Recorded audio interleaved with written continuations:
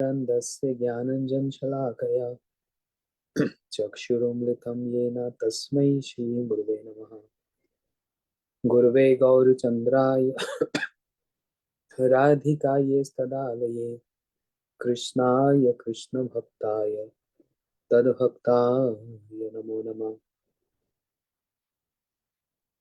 नमो महावदन्याय कृष्णप्रेमप्रदायते कृष्णाय कृष्णचैतन्य नाम्ने गौरविष्णवे नमः। हे कृष्ण करुणा सिंधु दीनबंधु जगतपते गोपेश गोपीकांत राधाकांत नमोस्तुते। तप्त कांचन गौरांगी राधे वृंदावनेश्वरी वृषभानुसुते देवी प्रणमामि हरिप्रिये। श्री कृष्ण चैतन्य प्रभु नित्यानंद श्री अद्वैत गदाधर शिवासादि गौर भक्त वृंदा। सब लोग बोलना हाँ। हरे कृष्ण कृष्ण कृष्ण हरे हरे हरे राम राम राम हरे हरे। श्री वेणु गीत नद्यस्तमुपदार्य मुकुंद गीतम आवृता लक्ष्मण भाव भग्न वेहा। हम 15 नंबर के श्लोक को श्रवण कर रहे थे, जिसमें अब ब्रज गोपियां नदियों की महिमा का गान कर रही है। कौन सी नदियां? वो थे जमुना जी और गंगा जी, मानसी गंगा। ये नदियां क्या करती हैं? कृष्ण के वेणु ध्वनि को सुनकर ये स्तब्ध हो जाती है, स्टंड हो जाती है, आगे बहती नहीं। और नदियों के अंदर सुंदर सुंदर जो अ, तरंगे उठती हैं, वे तरंगे भी फिर कैसी? अ, जैसे नदियों में कमल का पुष्प होता है, ये तरंगे उस कमल के पुष्प को कृष्ण के चरणों में अर्पण करती हैं। नदियों में जैसे भंवर होते हैं, व्हर्लपूल होता है ना, वो भंवर क्या है? अपनी भुजाओं से कृष्ण के चरणों को वो भंवर से कृष्ण को अपने वक्षस्थल पर धारण करती है और कमल के पुष्प को कृष्ण के चरणों में अर्पण करती है। तो ये हमने कल सुना था। अब आगे आज क्या कह रहे हैं? सभी नदियां समुद्र की पत्नियां हैं, इसलिए वे अपने पति से मिलने के लिए सदा व्यस्त रहती हैं। ये जितनी नदियां हैं, इनके पति कौन है? समुद्र है। इसलिए भारत में विशेष करके गंगे च जमने च गोदावरी नर्मदी नर्मदा सिंधु कावेरी, ये ये जितनी नदियां, सब नदियां जाकर समुद्र से मिलती हैं। ये सारी नदियां क्या हैं? पत्नियां हैं, और समुद्र इनके पति हैं। किंतु ब्रजमंडल में बहने वाली जो जमुना और मानसी गंगा आदि नदियां, इनका स्वभाव कुछ और ही है। इनका क्या स्वभाव है? ये दूसरी नदियों की तरह नहीं है। ये कृष्ण के मोहन रूप और वेणु की मोहनी स्वर लहरियों को सुनकर, ये वृंदावन की जो नदियां हैं, कृष्ण के सुंदर मोहन रूप को देखकर और वो वेणु की मधुर ध्वनि को सुनकर सारी लोक लज्जा और पातिव्रत्य धर्म तक को जलांजलि देकर कृष्ण से मिलने के लिए बेचैन हो जाती है। समझ आया बात? अब समझ लो ध्यान से। ये बात कौन कह रहा है? गोपियां कह रही हैं। और गोपियां क्या करती हैं? सारे लोक लज्जा को त्याग करके, सोशल मोरल्स जो है, समाज की सारी मर्यादा को छोड़कर, और इससे भी ऊपर अपने पतियों के भी धर्म को छोड़कर, पातिव्रत धर्म को भी छोड़कर ये कृष्ण से मिलने के लिए चली आती है गोपियां। वही का वही भाव वो अब नदियों की ओर इंगित कर रही है, इशारा कर रही है कि नदियों के पति हैं समुद्र, लेकिन ब्रज की जो नदियां हैं, जमुना जी और मानसी गंगा, इनका स्वभाव कुछ और है। देखो ये नदियां कैसी हैं, बोलते हैं अपनी सारी लोक लज्जा, अपनी सारी लोक लज्जा को त्याग करके, पातिव्रत धर्म को त्याग करके ये सारी नदियां कैसे प्रतिव्रत धर्म जो है उसको भी जलांजलि दे रही है। जलांजलि समझते हैं, हाथ में जल लेकर जब नदी में जल डाला जाता है उसको जलांजलि कहते हैं। तो कृष्ण से मिलने के लिए बेचैन हो जाती नदियां भी। जबकि ये बात सच है, जमुना जी सब समय कृष्ण से मिलन के लिए बड़ी बेचैन रहती हैं। जबकि ये बात सच है कि मानसी गंगा भी कृष्ण की लीलाओं में सहयोग देने के लिए सब समय बेचैन रहती हैं। तो यहाँ पर हम ये नहीं कह सकते कि गोपियां अपने भाव से ही उन नदियों को देख रही हैं। वास्तव में जमुना और मानसी गंगा का स्वभाव ही यही है। लेकिन जमुना जी का और मानसी गंगा कोई पति नहीं है, उनके तो एक ही पति है। वो कौन? उनके पति हैं एकमात्र कृष्ण ही, और कोई पति नहीं। और उन नदियों को छोड़कर और जितनी नदियां हैं वे अपने पतियों को छोड़कर कृष्ण के पास आने के लिए उत्सुक रहती हैं। ये नदियां कृष्ण के चरण कमल का स्पर्श करके और कृष्ण के वक्ष स्थल का आलिंगन करके, उनको गले लगाकर अपनी अपनी मनोकामनाओं को पूर्ण करती हैं और जीवन को सार्थक करती हैं। नदियों की मनोकामना क्या है? उनकी और कामना क्या है? नदियों की कामना हम सब समय बहती रहें।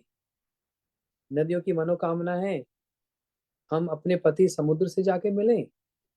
नहीं, कृष्ण इंदि प्रीति वांछा धरे प्रेम नाम। नदियों की मनोकामना एक ही है,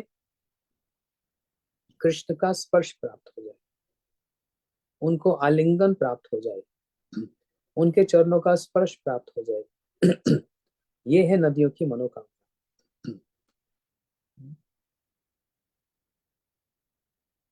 अच्छा, आगे कह रहे हैं ये गोपियों द्वारा यहाँ मुकुंद पद के प्रयोग का भी गूढ़ रहस्य है। इस श्लोक में मुकुंद कमलोपारः,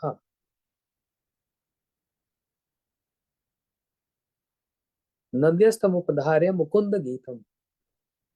यहाँ पर गोपियों ने मुकुंद शब्द क्यों कहा? देखो इसके पीछे भी रहस्य है। यदि गोपियां श्याम सुंदर कहती हैं तो उसके पीछे कोई अर्थ है। यदि गोपियां उनको गिरिधारी कहती हैं तो उसके पीछे भी अर्थ है। एक मुख्य अर्थ है और एक गौण अर्थ है। मुख्य अर्थ तो पता है जिन्होंने गिरिराज को धारण किया, गौण अर्थ में बता नहीं सकता, वो बहुत इंटीमेट है। तो इसलिए जिस जिस अ, भाव को गोपियां स्मरण करती हैं उस भाव के अनुरूप ही कृष्ण को उनके नामों से पुकारती है। यहाँ पर मुकुंद शब्द कहने का रहस्य क्या है? गोपियां कहती हैं सखी, मुकुंद के वेणुगीत को सुनते ही नदियां ठगी सी रह जाती हैं। वंशी कौन बजा रहे हैं? मुकुंद। तो कह सकती थी कृष्ण की वेणु गीत सुनकर नदियां थक जाती है, थक नहीं ठग जाती है। लेकिन विशेष करके मुकुंद क्यों कहा, इसके पीछे बात है। तो उसको अभी सुनेंगे। हाँ, तो मुकुंद की वेणु गीत को सुनते ही नदियां ठगी सी रह जाती है। मतलब उनको लगता है हमको ठग लिया, ठग लिया मतलब चीट कर लिया। किसने? कृष्ण ने, मुकुंद ने। और नदियों के वक्ष स्थल पर काम उद्दीपक भाव परिलक्षित होने लगते हैं। गोपियों के नदियों के वक्ष स्थल पर ऐसा लगता है प्रेम उमड़ रहा है, साधारण भाषा में ऐसे समझे, जिन्हें वे हृदय के अंदर किसी प्रकार छिपा नहीं सकती। गोपियों के हृदय में जो प्रेम है वो छिप नहीं पा रहा है। बहुत प्रयास कर रही है, किसी को ना पता लगे, बहुत प्रयास कर रही है, लेकिन छिप नहीं रहा। कहीं ना कहीं वो प्रेम प्रकाशित हो रहा है, प्रकट हो रहा है। अब देखो यहाँ पर हमारे विश्वनाथ चक्रु ठाकुर जी मुकुंद शब्द की क्या व्याख्या कर रहे हैं, क्या एक्सप्लेनेशन है, क्यों इन्होंने मुकुंद कहा। पहला, मुक्ति ददाति इति मुकुंदः, जो संसार के दुखों से आत्यंतिक रूप से मुक्ति प्रदान करते हैं वह मुकुंद। समझ आई? भागवत जी का श्लोक है ये। राजन पति गुरु अलम भवता देविनाम कुलपति क्वाच किंकरो वा अष्टम एव अनंग भगवान भजते मुकुंदम मुक्ति ददाति कहचित समान भक्ति योगा। आई थिंक मुझे लगता है फर्स्ट कैंटो का, प्रथम स्कंद का। मुक्ति ददाति अ, मुक्ति ददाति कहचित समान भक्ति योगा। मुक्ति कौन देता है? कोई देवता मुक्ति दे सकते हैं? ब्रह्मा जी मुक्ति देंगे? शिव जी मुक्ति दे सकते हैं? इंद्र दे सकता है? मुक्ति देते हैं मुकुंद। मुक्ति दताति इति मुकुंदः। तो भागवत जी के श्लोक में बड़ी अच्छी बात कही। बोलते हैं कृष्ण कहरचित मुक्ति तो दे देते हैं, वो भी इतनी आसानी से नहीं, लेकिन फिर भी दे देते हैं। समान भक्ति योगा, अपनी भक्ति को इतनी आसानी से नहीं देते, मुक्ति दे देते हैं। क्यों? जो पीछे पड़ जाए, हम मुझको मुक्ति ही चाहिए, मुक्ति ही चाहिए, मुक्ति ही चाहिए, भगवान कहते हैं ले ले फिर, मैं तो तैयार बैठा हूं तेरे को देने के लिए। क्यों तैयार बैठे हैं? भुक्ति मुक्ति दिया जान पलैया। संसार की कोई इच्छा मांगते हैं, मुक्ति की इच्छा करते हैं, तो उनको देकर भाग जाते हैं कृष्ण वहां से। बोलते अच्छा है मेरी जान तो छोड़ी, क्योंकि अगर मेरी जान पकड़ लेता तो मेरे को इसके पीछे पीछे भागना पड़ता। तो इसलिए ले लो, जो लेना है ले लो और दफा हो जाओ, मेरे को छोड़ दो, मेरी जान छोड़ दो। हम्म, तो इसलिए मुक्ति तो कभी दे देते हैं, लेकिन समान भक्ति योगा, भक्ति को इतनी आसानी से नहीं देते। उसको रखे लुकाइया,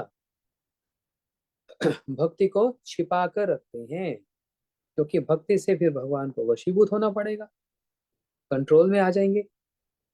और वो इतनी जल्दी किसी के कंट्रोल में आना नहीं चाहते, चाहते हैं लेकिन कोई शुद्ध बुद्ध पवित्र कोई ऐसा हो जाए तो इनको वशीभूत होने में कोई असुविधा नहीं है, कोई परेशानी नहीं है।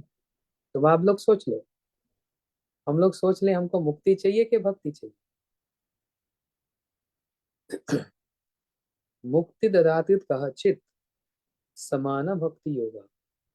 मुक्ति तो फिर भी कभी दे देंगे, लेकिन भक्ति को छिपा कर रखते हैं, और उस भक्ति को फिर अपने भक्तों के माध्यम से ही बांटते हैं भगवान, भक्तों के माध्यम से। स्वयं भी देने में भगवान पीछे हट जाते हैं। हाँ मुक्ति चाहिए, आ जाओ अभी दे दूंगा। और एक बात और कह दी, अकामो सर्व कामो वा मोक्ष काम उदारी ही।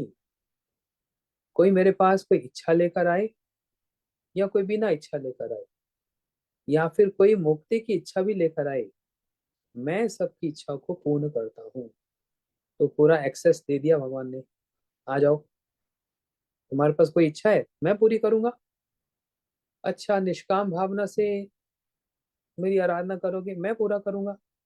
मुक्ति चाहिए तो इधर उधर किसके पास क्यों जाते हो, मैं मुकुंद हूँ, मैं मुक्ति दे दूंगा। प्रभु भक्ति चाहिए, वो मैं नहीं दूंगा। तो उसके लिए फिर कहाँ भटके हम, किसके पास जाएं? तो भक्त संजाते भक्तया, जाओ मेरे भक्तों के पास जाओ, उनके पास भक्ति की धरोहर है, ट्रेजर है, वो भक्ति प्रदान करें। समझ गए?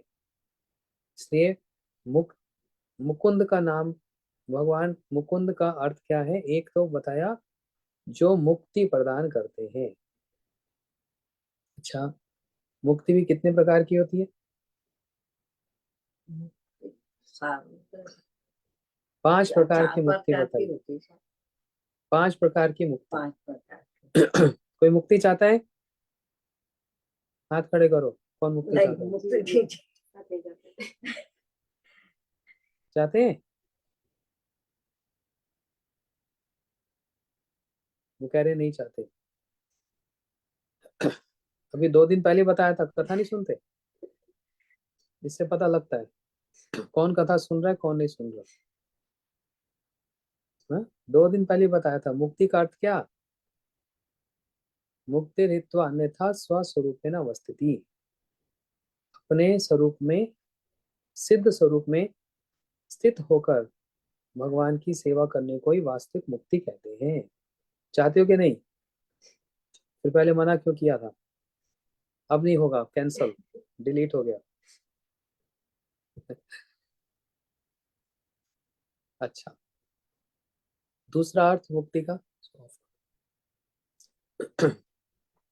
दूसरा मुक्ति का क्या बताया?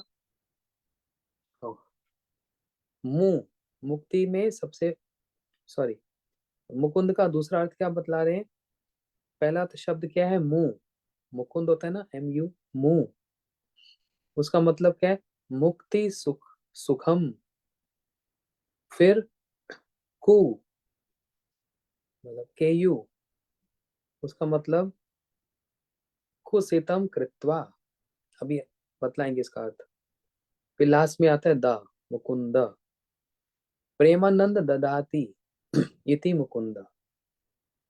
पूरे शब्द को सेपरेट करके बतला रहे हैं। मुंह का मतलब मुक्ति सुखम, कु का मतलब कुसतम कृत्वा, द मतलब प्रेमानंद ददाती। और पूरा मिला दिया जाए तो अर्थ क्या है? अर्थात जो मुक्ति सुख को भी घृणित और तुच्छ कराकर प्रेमानंद प्रदान करते हैं, वे हैं मुकुंद। मुकुम भक्ति रसा प्रेम भक्त्योभ्य प्रयच्छति इति मुकुंद। समझ आया क्या बोला? पहले पहले मुकुंद शब्द का अर्थ बतलाया क्या? जो मुक्ति प्रदान देने वाले, सिंपल अर्थ, जो मुक्ति दे देते हैं, संसार के दुखों से दूर करके हमको मुक्ति दे देते हैं। ये फर्स्ट एक्सप्लेनेशन। दूसरा क्या बताया? जो मुक्ति सुख को भी तुच्छ बनाकर प्रेमानंद में हमको डुबा देते हैं, वो है भगवान मुकुंद। मुक्ति सुख को छोटा मान देते हैं। इसलिए रूप गोस्वामी जी ने क्या कहा?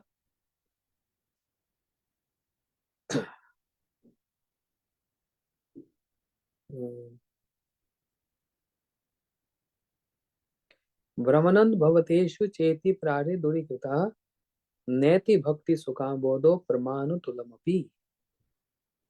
ब्रह्मा जी की आदि आयु 50 साल, कितने बड़े होते हैं?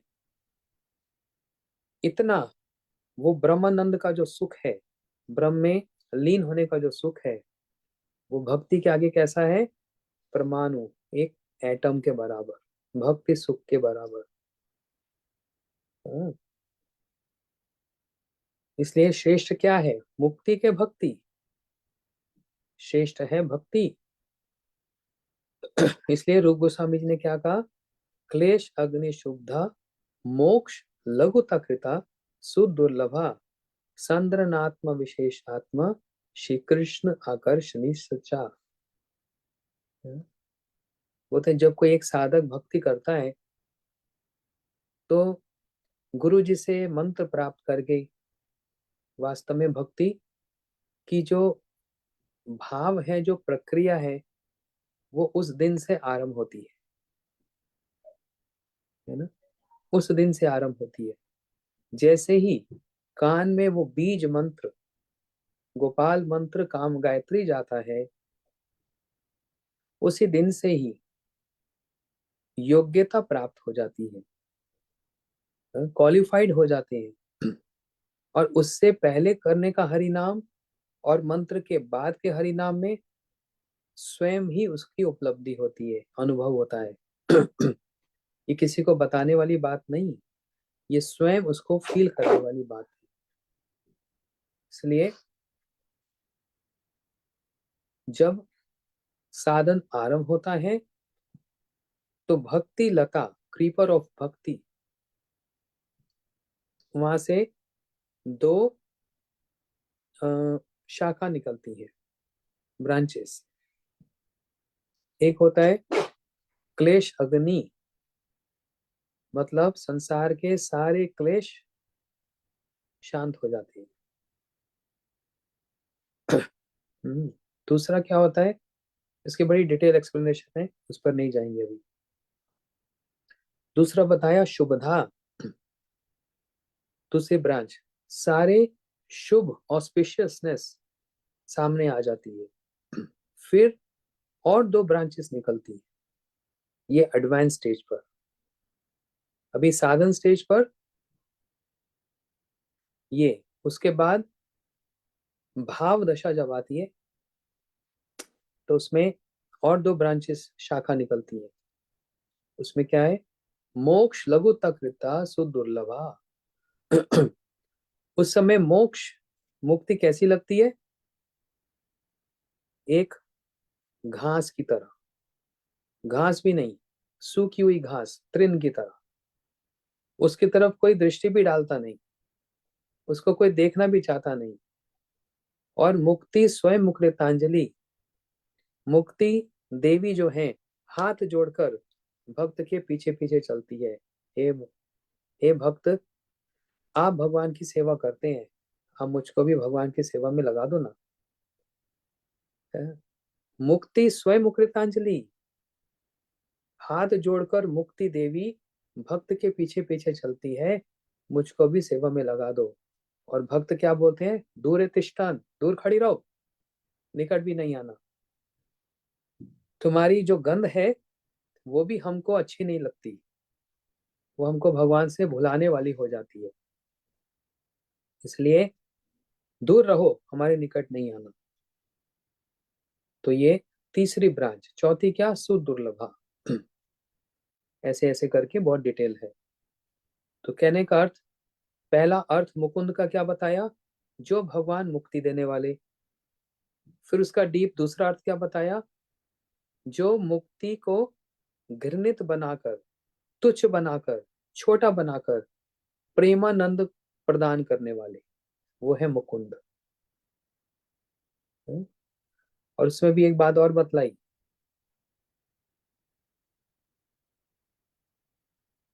वो प्रेम का आनंद क्या,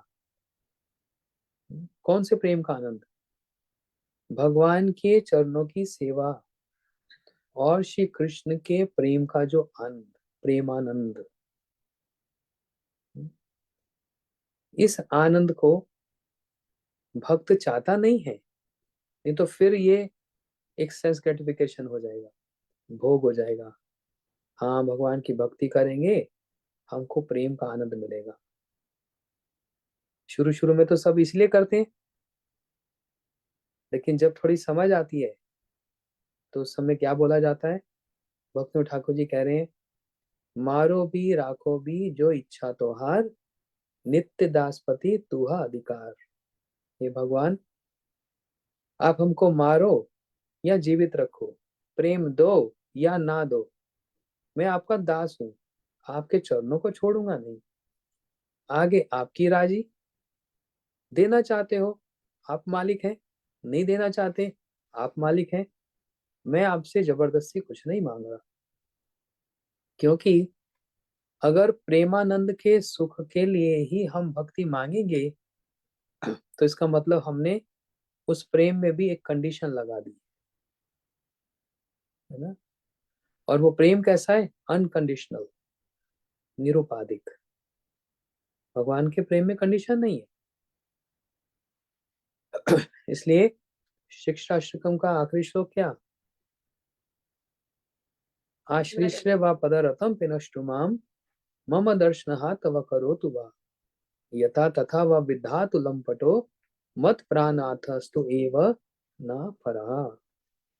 आप मुझको अपने चरणों में फेंक दो या फिर आप मुझको गले लगाओ, किसी भी स्थिति में आप मेरे प्राणनाथ रहेंगे, मैं कभी आपको भूलूंगा नहीं। ये वाली भावना है। तो जो मुक्ति के सुख को तुच्छ छोटा बना दे और प्रेमानंद प्रदान करे, ये है मुकुंद। तो कह रहे हैं मुकुम भक्ति रसा प्रेम भक्तेभ्यो प्रचति। और दूसरा अर्थ मुकुंद का तीसरा क्या बतला रहे हैं? मुंह का मतलब मुखम, MU, मुंह, मुखम भगवान का मुख। कु मतलब कुंद पुष्पवत, यस्य मुखम स मुकुंदः। क्या मतलब तीसरा? जिनका मुख कुंद कुसुम की भांति सर्वदा प्रफुल्लित, सुरभित, मधुर, कोमल और चित आकर्षक है, वे मुकुंद है। क्या मतलब समझे? मुंह का मतलब मुख, कु का मतलब कुंद, एक पुष्प होता है बड़ा सुंदर, ऐसे खिला खिला सा होता है। तो जिनका भगवान का मुख कुंद पुष्प की तरह सर्वदा प्रफुल्लित मतलब हंसता रहता है। भगवान हमारी तरह ऐसे नहीं करते। सब समय मंद मंद हंसते हैं, प्रफुल्लित रहते हैं, सुरभित, आनंदित, मधुर। और वो मुख कैसा है? बड़ा कोमल सा है। और वो मुख कैसा? चित आकर्षक, सबके चित को अपनी ओर आकर्षण करने वाला, वे हैं मुकुंद। तो इसलिए सब लोग याद कर लो, नद्यस्तम उपधार्य मुकुंद गीतम। मुकुंद के तीन अर्थ बताए। पहला अर्थ जो मुक्ति प्रदान करते हैं, मुक्ति ददाती थी मुकुंदः। दूसरा अर्थ जो मुक्ति के सुख को भी छोटा बनाकर उससे भी बड़ा प्रेम आनंद प्रदान करते हैं, वे मुकुंद हैं। तीसरा, मुंह मतलब मुख, कुंद मतलब जिनका मुख कुंद पुष्प जैसा सुंदर, कोमल, प्रफुल्लित और सबके मन को आकर्षण करने वाला। ये तीन अर्थ मुकुंद के बताए। समझ आ गया? अब देखो आगे क्या कह रहे हैं। पहले जो दो अर्थ हैं, अब मैं बार बार रिपीट नहीं करूंगा, 3 बार रिपीट कर चुका हूं, अपने आप समझ लेना। पहले जो दो अर्थ बताए वो क्या है? संसार ताप से झुलसे हुए कर्मियों एवं सुखदेव तथा सनक सनंदन आदमी आदि आत्माराम और निर्गुण ब्रह्मवादियों के लिए। तीन अर्थ बताए। पहले जो दो अर्थ बताए जो मुक्ति प्रदान करते हैं, मुकुंद मतलब जो मुक्ति प्रदान करते हैं, वो संसार के कर्मियों के लिए बताए। जो कर्मी होते हैं मटेरियलिस्टिक लोग, वो क्या कहते हैं? हाय हमको बस मुक्ति मिल जाए, कोई अच्छा काम करते हैं बस मोक्ष मिल जाए। लेकिन उनको ये नहीं पता ये मुक्ति और मोक्ष देगा कौन। तो भागते हैं इधर उधर देवताओं के पास, देवियों के पास, वो देते हैं नहीं। मोक्ष और मुक्ति तो एकमात्र मुकुंद ही दे सकते हैं। तो इसलिए भगवान के निकट चले आते हैं कि आप हमको मुक्ति दे दो। बताओ, इतने बड़े व्यक्ति के पास आए और मांगा क्या? एक छोटी सी घास। गुरु जी एक उदाहरण देते हैं। एक बार एक बूढ़ी माता बेचारी कुछ काम वाम कर नहीं पाती, जंगल में लकड़ी तोड़ने के लिए आती है और लकड़ी, छोटी छोटी लकड़ियों का ढेर बनाया। बड़ी तेज आंधी आई और सिर से वो लकड़ी की गठरी नीचे गिर गई। अब बेचारी चारों तरफ जंगल में देख रही है, कौन आएगा मेरी मदद करेगा, कौन आएगा मेरी मदद करेगा। सामने से एक राजा आ गए। जंगल में जा रहे थे राजा, सामने से आ गए। बोलते, माँ, ए माता, मैं यहाँ का राजा हूँ, जो कहोगी सारी इच्छा पूरी करूंगा, बताओ तुमको क्या चाहिए। कहती है, महाराज, ये लकड़ी की पोटली उठा के मेरे सिर पर रख दो, बस मेरे से झुका नहीं जा रहा, मेरे से झुका नहीं जा रहा, उठा के सिर पे रख दो, बस इतनी दया करो। तो समझदार है तो बेवकूफ। राजा को बोलकर कुछ भी मांग सकती थी, आज राजा सब कुछ देने को राजी था, लेकिन मांगा क्या? एक छोटी सी चीज। इसलिए कहते हैं भगवान के निकट आकर या तो संसार की चीज मांगेंगे छोटी मोटी, क्योंकि हमारा जीवन इसी में उलझा हुआ है ना, या फिर मुक्ति मांग लेंगे, हमको मुक्ति मिल जाए, हमको मोक्ष मिल जाए, बस ये वाली प्रार्थना करते हैं। तो जो पहला अर्थ है मुकुंद का, जो मुक्ति प्रदान करने वाले, ये कर्मियों के लिए है। दूसरा बताया, क्या बताया था दूसरा? याद करो। जो मुक्ति को छोटा, तुच्छ मान ले और प्रेमानंद को बड़ा माने, वो मुकुंद है। ये किसके लिए होते? जो ज्ञानी है।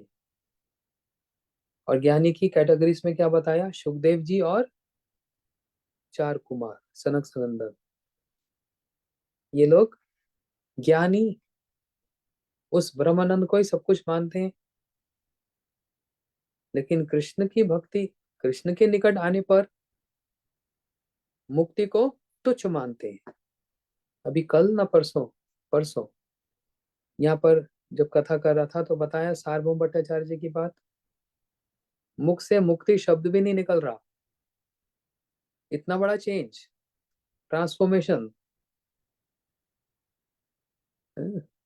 जीवे यो भक्ति पदे सदाए भाग, मुख से मुक्ति भी नहीं निकल रहा। तो ये दूसरा अर्थ ज्ञानियों के लिए बताया। तीसरा जो बताया, जिनका मुख बड़ा कोमल सा है, कुमुद पुष्प जैसा है, वो किसके लिए? गैस करो। भक्तों के लिए नहीं, ब्रज गोपियों के लिए। ब्रज गोपियों का इन दो अर्थों से कोई लेना देना ही नहीं है। जो पहले वाले दो थे उनको मुक्ति चाहिए नहीं। बल्कि गोपियां तो कहती हैं अनुरक्त कटाक्ष मोक्षम आक्षतम फलम इदम न परमम विदाम। बोलते जिन्होंने, जिनके नेत्रों ने राधा और कृष्ण का दर्शन नहीं किया, उनके नेत्र ही बेकार है, किसी काम के नहीं। गोपियों का दो गोपियों का दो अर्थों से कोई लेना देना नहीं। वो तो सर्वदा कृष्ण के प्रफुल्लित रहने वाले मंद मंद मुस्कान युक्त। कृष्ण का मुख कैसा? ऐसा रहता है या ऐसे टेंशन में रहता है? बड़ा स्ट्रेस है, सृष्टि करना, उफ, इतने सारे ब्रह्मांड, कहाँ कहाँ जाऊं, बाल लीला भी करनी है, पगौंड लीला भी करनी है, किशोर लीला भी करनी है, रास भी करना है, ओफ। आज गजेंद्र ने बुला लिया, कल द्रौपदी बुला लेती है, वहां ध्रुव के पास भी जाना है, क्या क्या करूंगा मैं, ना टेंशन है, कितना स्ट्रेस है। वहां सखा बुला रहे हैं, हमारे साथ खेलो, वहां गैया बुला रही है जल पिलाओ, वहां गोपियां बुला रही है रास करो, कहाँ कहाँ जाऊं। यशोदा मैया की डांट और सुनता हूँ। कितना स्ट्रेस है, तो सब समय तो स्ट्रेस के कारण उनके माथे पे तो झुर्रियां पड़ जानी चाहिए। दूसरी और उधर महाभारत का युद्ध है, ओहो वहां भी जाना है। इतने अपॉइंटमेंट्स, इतना बिजी शेड्यूल है हमारा, क्या क्या करूं। अच्छा गीता भी बोल रही है, ओहो आज उसने बुला लिया, कल उसने बुला लिया। इतने सारे ब्रह्मांड, कोई भी भक्त कोई बुला ले, हाथ ऊपर करके हे गोविंद राखो लाज, तो गोविंद को तो भागना पड़ेगा बेचारे। द्रौपदी जी ने बुलाया, उस समय एक भोजन लेकर मुख में डालने ही वाले थे, यहां तक पहुंच गया था। सोचो आपका सबसे फेवरेट, अपने अपने मन में सोच लो, आपका सबसे फेवरेट क्या है ना। किसी का डोनट, किसी के रबड़ी, किसी का गुलाब जामुन, वाह क्या बात है। यहाँ तक पहुंच गया, और उसके बाद कोई कहे छोड़ दो मेरे पास आ जाओ, कैसा लगता है। बेचारे खाने के लिए भी फुर्सत नहीं भगवान को। हैं? इतना टेंशन, इतना स्ट्रेस। अच्छा अब सृष्टि करनी है, अब उस ब्रह्मांड में जाना है, अब प्रलय होगी, शिव जी ने और बुला लिया, ब्रह्मा जी और प्रार्थना कर रहे हैं। ओ भाई उद्धव जी आप भी छोड़ते नहीं हो, हैं? कोई स्ट्रेस लेवल ही नहीं है। मेरे जैसे को दो काम मिल जाते हैं स्ट्रेस हो जाता है। दूसरे से चौथा काम आ जाए, उफ बहुत हो गया। हम्म, जो साथ में रहते हैं डांट अलग पड़ जाती है उनको। लेकिन कृष्ण कैसे, सब समय आनंद प्रफुल्लित रहने वाले। क्यों भाई, काम करने वाले बहुत हैं, सृष्टि करनी है, भगवान थोड़ा कर रहे हैं। बलदेव जी के, भगवान तो इच्छा कर रहे हैं, सृष्टि हो जानी चाहिए। बलदेव जी ने प्रकाशित किए, कारुणदक्षाई, गर्भदक्षाई, क्षीरोदक्षाई, शेष, सृष्टि हो गई। सृष्टि संभालेगा कौन, गर्भदक्षाई आप देख लेना। आप देख लेना। प्रलय करनी है, शिव आप देख लेना, ठीक है ना। फिर सृष्टि को संभालेगा ये सब कौन, ब्रह्मा, तुम्हारा काम है ना, देख लेना। बट प्रभु जल भी चाहिए, वायु भी चाहिए, कैसे जीवित रहेंगे, इंद्र तुम संभाल लेना, जल देना, वायु देवता, अग्नि देवता, अरे 33 करोड़ देव देवता किस काम के, करो काम करो, सब काम करो, सबको लगा दिया। हाँ, तो किस बात की टेंशन है, किस बात का स्ट्रेस है, चैन की वंशी बजाते हैं, लेकिन वो चैन भी बेचैन है, क्योंकि यहाँ पर ब्रज गोपियां, राधा जी चाहती हैं कृष्ण सब समय उनके पास रहे। कैसे संभव है सब समय रहे, सखा कहाँ जाएंगे, यशोदा मैया का वात्सल्य कहाँ जाएगा, नंद बाबा का प्रेम कहाँ जाएगा, गायों का प्रेम कहाँ जाएगा, पशु पक्षियों का प्रेम कहाँ जाएगा, तो कैसे राधा जी के साथ सब समय रहेंगे। इसलिए सबके साथ रेसिप्रोकेशन करना है। और दूसरी ओर राधा जी का प्रेम कैसा, उनको किसी से कोई मतलब ही नहीं है, ना उनका कोई सखा, ना वो अपने घर में इतनी आबद्ध हैं, कुछ नहीं, उनका सेंटर्ड एक ही है, कृष्ण को सुख देना, कृष्ण से प्रेम करना, उनको सब समय आनंद देना, बस यही उनका एक ही उद्देश्य है, और कोई इंटेंट है ही नहीं। इसलिए भगवान भी राधा जी के आगे हाथ जोड़ लेते हैं, सारे काम मैंने इधर उधर सबको बांट दिए, फिर भी चैन नहीं है, क्योंकि सबसे बड़ा काम, चैन की बंशी तो बजा ही नहीं सकते बेचारे। क्यों नहीं बजा सकते, सभी भक्तों की बात जाना है, वो तो है ही है, चलो वो भी मैं देख लूंगा, है ना, वो भी हो सकता है। लेकिन ये जो राधा जी का मान है ना, ओहो, कभी कारण से कभी बिना कारण के। ये मान तो मनाना बड़ा कठिन हो जाता है मेरे लिए।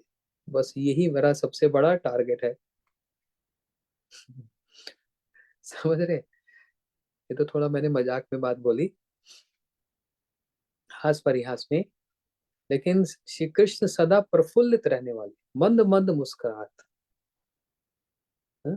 मंद मंद मतलब सिर्फ होंठ थोड़े से खिलते हैं, दांत भी दिखते नहीं। हम्म, ज्यादा से ज्यादा आगे वाले दो दांत दिखते हैं राधा रमन जी के, बस। तो तीसरा जो अर्थ है वो गोपियों का, गोपियों के लिए जिनका मुख मंद मंद मुस्कान मुस्कान युक्त है, और प्रेम उद्दीपक, उनके प्रेम को बढ़ाने वाला है, आनंद वर्धन, प्रेम निकेतन। वे गोपियां श्री कृष्ण के मुख कमल के दर्शन के लिए उत्कंठित रहती हैं, सब समय ललायत रहती हैं, कृष्ण का दर्शन मिल जाए, कृष्ण का दर्शन मिल जाए। उस शिमुख कमल के अवलोकन से गोपियों का प्रेम सदा सर्वदा नव नवयमान रूप में वर्धित होता रहता है।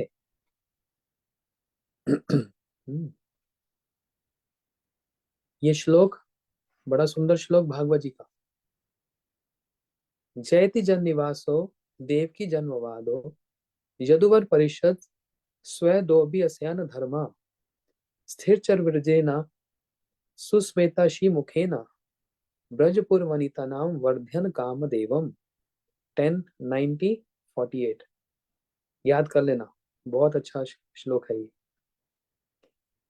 ये कौन कह रहे हैं? सुखदेव गोस्वामी जी।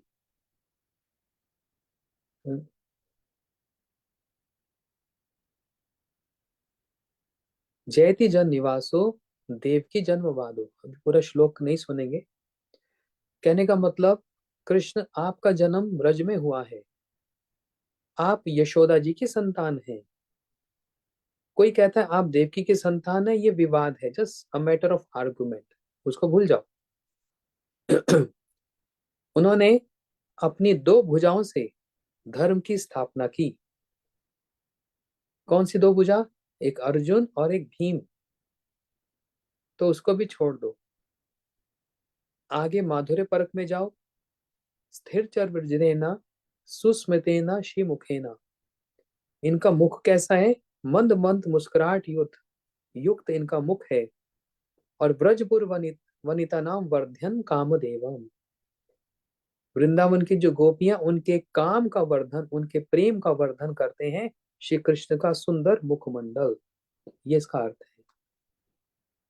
अब ये सुनकर सखी कह रही है, देखो ये नदियां हमसे अधिक सौभाग्यवती हैं। फिर नदियों पर आ गए। अब नदियों के पीछे पड़ गई गोपियां। किसी को छोड़ नहीं रही। नदियां हमसे अधिक सौभाग्यवती हैं, क्यों? देखो हम तो बहुत शील स्वभाव की, मतलब बड़ी सोबर हैं। हमारे अंदर संकोच है, हेजिटेशन है, और दुर्भाग्य के कारण जो हम नहीं कर सकती, वे ये नदियां काम के वशीभूत होकर कृष्ण के सुख के लिए वे सब कुछ कर लेती हैं। गोपियां दीनता के कारण ये बात कर रही। हम तो बड़ी शील हैं, सोबर हैं, हेजिटेंट हैं, हमको संकोच होता है, और हमारा दुर्भाग्य है। ऐसा होता है कभी गोपियों के साथ? कोई संकोच ही नहीं है। कृष्ण के मिलन के लिए हर प्रकार के बहाने बनाकर, लॉजिक्स लेकर, कृष्ण से मिलने के लिए सारी लोक लज्जा को छोड़कर वे चली आती हैं। लेकिन ये नदियां, ये हमारी तरह नहीं है। इनको कोई संकोच नहीं है। इनका दुर्भाग्य नहीं, इनका सौभाग्य है। क्यों? वे कमल जैसे कोमल, सुकोमल अपने वक्षस्थल पर कृष्ण के चरणों को रखकर अपने सुकोमल हाथों से सहलाती हैं। उन्हीं का जीवन सार्थक है। ये नदियां क्या करती हैं? कृष्ण जमुना जी में जाते हैं तो जमुना जी क्या करती है, पहले तो कृष्ण के चरणों को अपने वक्षस्थल पर धारण करती है। वक्षस्थल कैसे हैं, बड़े कोमल हैं, और फिर अपने कोमल हाथों से उन चरणों को दबाती हैं। यही वो तरंगे हैं जो नदियों के अंदर देखी जा रही हैं। हम्म।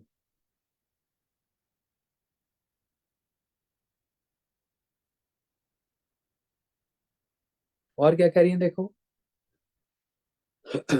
यद्यपि कृष्ण के साथ मिलने से, इनका, गोपियां कह रही हैं, ये नदियां यदि कृष्ण के साथ मिलती हैं तो इनका पर पुरुष का संबंध हो जाता है।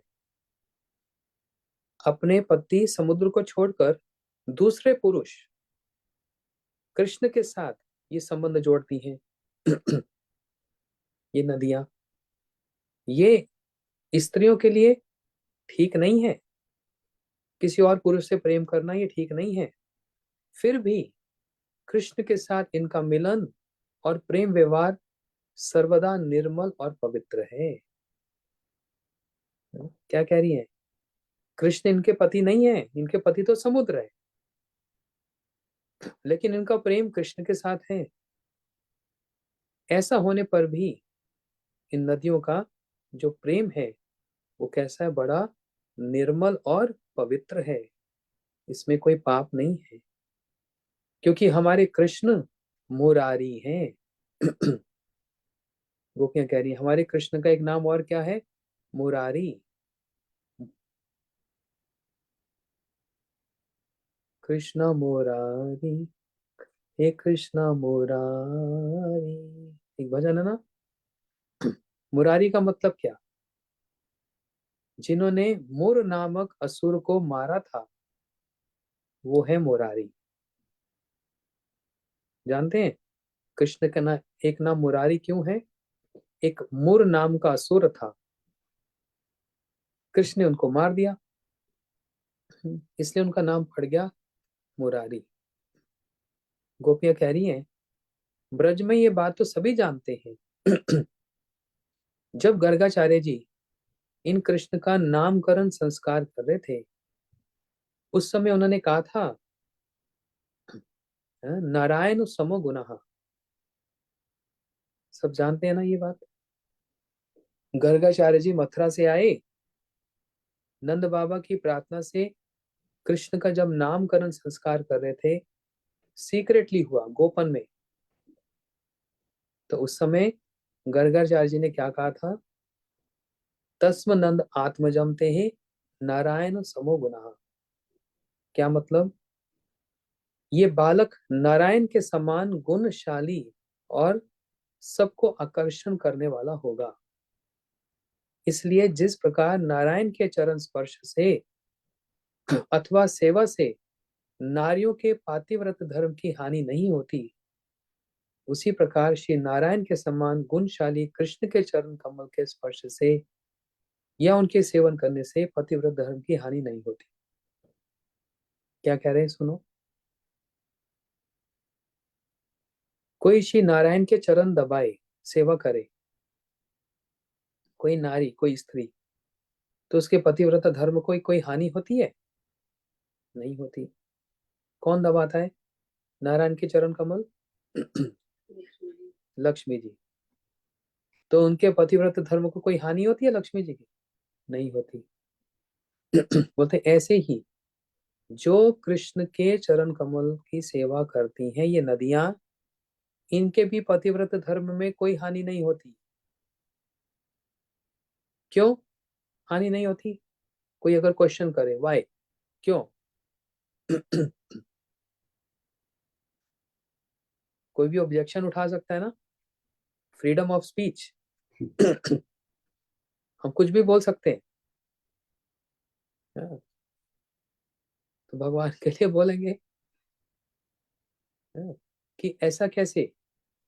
नारायण की तो बात समझ आती है, लक्ष्मी जी के पति हैं नारायण, लक्ष्मी जी चरण दबाती हैं, तो उनमें कोई दोष नहीं है। लेकिन प्रभु आप तो, अब मैं क्या बोलूं। नहीं नहीं, बोलो बोलो। नहीं, आप तो लक्ष्मी के पति नहीं है ना, इसलिए लक्ष्मी तो आपकी पत्नी नहीं है। वो आपके चरणों को छुएगी, ये तो गड़बड़ है।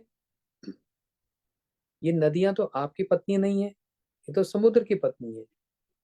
ये आपके चरण को छूती हैं तो गड़बड़ है ना, है कि नहीं? अरे डर क्यों रहे, बोलो। है गड़बड़। लेकिन यहाँ पर एक लॉजिक दिया जा रहा है, एक एविडेंस, एक प्रमाण दिया जा रहा है, ये गड़बड़ नहीं है।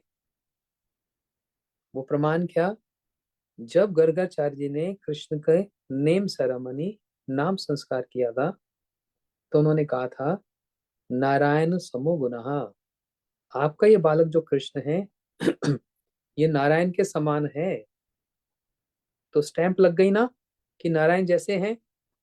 अब बताओ, कृष्ण के चरणों को कोई स्पर्श करेगा तो उसमें गड़बड़ होगी? नहीं होगी। लॉजिक है। भगवान ने ना अपने आसपास सारे ऐसे लॉजिक्स बना रखे हैं, कोई क्वेश्चन उठा ही नहीं सकता। गर्गाचार्य जी ने की बात को कौन काटेगा, भागवत की बात को कौन काटेगा? ऐसा सिस्टम बना लिया है। अब कोई भी चरण छुए उसको दोष नहीं लगेगा, क्योंकि नारायण के समान है। तो मजाक की बात है तो कौन? नारायण तो भगवान के एक विलास विग्रह हैं। दूसरी बात, 10th कैंटो भागवतम, ब्रह्मा जी ने जब स्तुति कर रहे हैं, तो स्तुति करते करते ब्रह्मा जी कह रहे हैं नारायण स्तोम ना ही सर्व देही नाम, हे कृष्ण क्या आप नारायण नहीं है? कृष्ण कहने लगे, "हे ब्रह्मा, मैं नारायण कब से हो गया?" नहीं प्रभु, मैं तो आपका पुत्र हूं ना। नहीं नहीं, तुम मेरे पुत्र नहीं, तुम नारायण के पुत्र हो, उनकी नाभि से निकले हो। तो ब्रह्मा जी लॉजिक दे रहे हैं यहाँ पर, नारायण स्तोम ना ही सर्वदेही नाम, क्या आप नारायण नहीं हो? कृष्ण कहने लगे, अच्छा प्रूफ करो मैं नारायण कैसे हूं। ब्रह्मा जी ने कहा, नार का मतलब होता है जीव, और आयन का मतलब आश्रय, शेल्टर। क्या आप सारे जीवों के आश्रय, शेल्टर नहीं हो? इसलिए आप क्या हो गए? नारायण हो गए। नार का मतलब होता है अवतार, और अयन का मतलब होता है आश्रय, शेल्टर। क्या आप सारे अवतारों के आश्रय नहीं हो? इसलिए आप नारायण नहीं हो। और भगवान क्या बोले? इसलिए बहुत सी बातों के अनुसार श्री कृष्ण नारायण भी हैं। मतलब नारायण शब्द का जो अर्थ है वो कृष्ण पर भी लागू होता है। इसलिए ये नदियां अगर अपने समुद्र पति को छोड़कर कृष्ण के चरणों को स्पर्श करती हैं तो उनको दोष नहीं लगता, इनका पतिव्रत धर्म में कोई हानि नहीं होती।